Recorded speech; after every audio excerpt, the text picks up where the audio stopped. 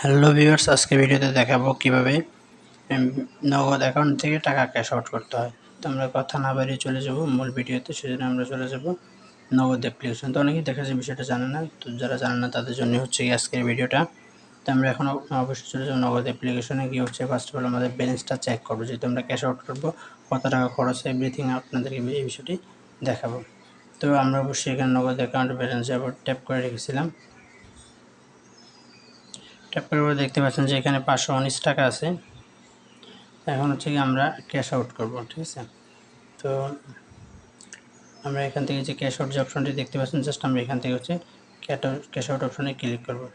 তো আমরা এখানে জাস্ট হচ্ছে গিয়ে আমি আমার নিচের দিকে যে নাম্বারগুলো সেগুলো প্রাইভেসি কারণে ব্লার করে রেখেছি। তো এখানে হচ্ছে আমার যে ক্যাশ আউট এজেন্ট নাম্বারটা সেটা আমি দিয়ে দেবো। জাস্ট এখানে হচ্ছে অ্যারো অপশনে ক্লিক করে দেবো, অথবা আপনার যদি স্ক্যানার থাকে তাহলে এখানে ট্যাপ টু স্ক্যানার অপশনে ক্লিক করে আমি এটাকে স্ক্যানিং করে আমার এজেন্ট নাম্বারটা স্ক্যানিং করে তারপর হচ্ছে কি আমি ক্যাশ আউট করতে পারবো। তো এখানে দেখেন যে আমার এজেন্ট নাম্বারটা আমার সামনে আছে, আমি এটা জাস্ট এখান থেকে স্ক্যানিং করছি।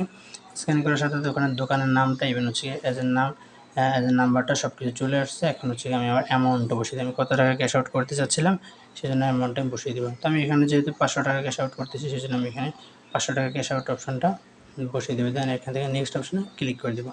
তো ফার্স্ট অফ অল আগে আমরা অ্যামাউন্টটা বসিয়ে দিলাম 500 টাকা। দেন হচ্ছে এখান থেকে আমি নেক্সট অপশনে ক্লিক করে দেবো। তো নেক্সট অপশনে ক্লিক করে দেওয়ার পর এখানে দেখতে পাচ্ছেন যে আমার টাকা এত মানে আমার ফি কাটতেছে কত 6.53, ঠিক আছে। তারপর হচ্ছে গিয়ে টাকা হচ্ছে 6.53, তারপর এখানে বেড কাটতেছে 0.97, তারপর হচ্ছে আমার টোটাল চার্জ কাটতেছে হচ্ছে 7 টাকা 50 পয়সা।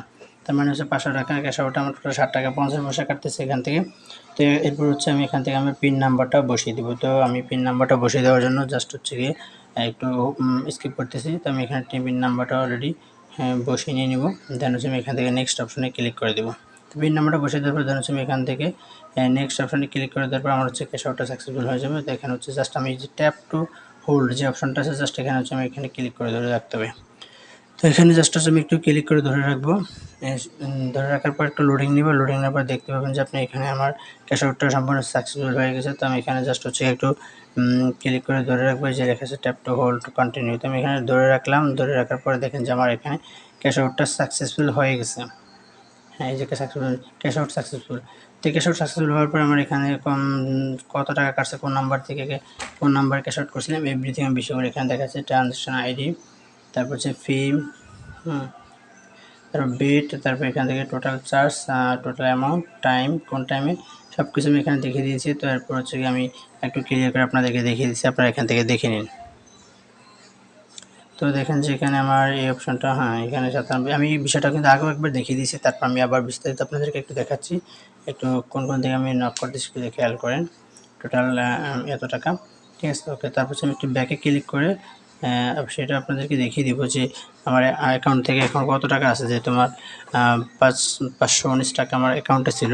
তো এখানে দেখতে পাবেন যে এখন 519 টাকার ভিতরে আমার কয় টাকা কাটছে সেই বিষয়টা আমি একদম লাইভ করে দেখিয়ে দিচ্ছি। আমি ট্যাপ টু হোল্ড ব্যালেন্স অপশনে ক্লিক করব। তো এখানে দেখেন যে আমার 12 টাকা আছে, মানে আমার 519 টাকার ভিতরে বাকি টাকাটা হচ্ছে গিয়ে ওনারা কেটে নিচ্ছে ক্যাশ আউট চার্জের জন্য। আশা করি বুঝতে পারছেন। জাস্ট এতটুকু হচ্ছে গিয়ে ক্যাশ আউটের যে নিয়মটা আছে সেটা। তো এভাবে হচ্ছে আপনার অ্যাপস থেকে খুব সহজে ক্যাশ আউট করতে পারবেন। যদি ভিডিও ভালো